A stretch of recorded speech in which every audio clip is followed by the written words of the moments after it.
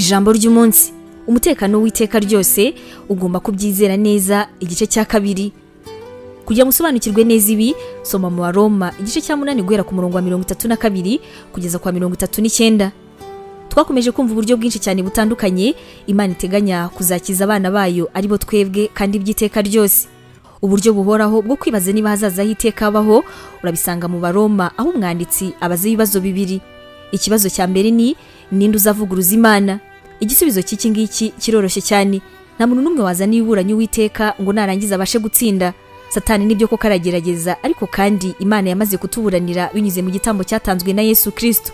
Twagaragajwe nk'abizera icyaha cyose twakora nyuma yo kwicuza rwose ako kanya turababarirwa. Iyo uguye mu cyaha ushobora kubura igihembo wagenewe, ariko kandi ntabwo wabura hazaza hiteka.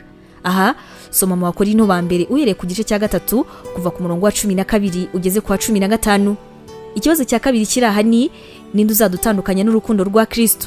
Mu buryo budashidikanywaho hari ibintu byinshi cyane bitugerageza kandi bishaka kudutandukanya n'urukundo rw'Imana, ariko kandi no mu bundi buryo budashidikanywaho twamaze gucungurwa n'urukundo rwiza rw'Imana. Yesu yumva cyane imanza zacu ndetse n'ibiduhangayikisha byose, kandi nta nubwo yishimiye guhita tujugunya. Imana nayo yari ibizi ko na nyuma ya Kristo hari ibintu byinshi tuzahura nabyo kandi bizatugora cyane, ibyaha tuzakora ndetse n'ibindi nk'ibyo. Imana yari ibizi, ariko rwose yemera kudukiza. Abizera bamwe bagira impungenge ko kwizera hazaza hiteka bizatuma abantu bamwe bajya kwivuruguta mu byaha, kuko nubundi bazi neza yuko Imana izahora ihari.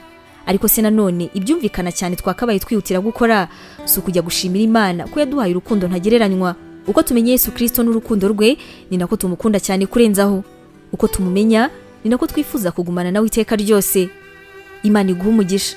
Tangirana umunsi wawe n'ibyishimo watewe n'ijambo ry'Imana ukora subscribe hano kuri NEMI TV. Biroroshye cyane, ni ugukanda kuri ako kantu k'umutuku ubona, ubundi ikintu cyose dushyizeho ukaba wa mbere kukireba. Ntugacikwe n'ijambo ry'Imana tukugezaho umunsi ku munsi. Komeza ubane natwe. Waba utekereza ko wahamagariwe gukora umurimo w'Imana? Wifuza inyigisho zacu se zisohoka buri munsi zagufasha mu buzima bwawe, cyane cyane zigukomeza mu bibazo? Umva wifuza kwiga ibijyanye na teolojiya ukamenya ijambo ry'Imana, intwaro yagufasha mu buzima?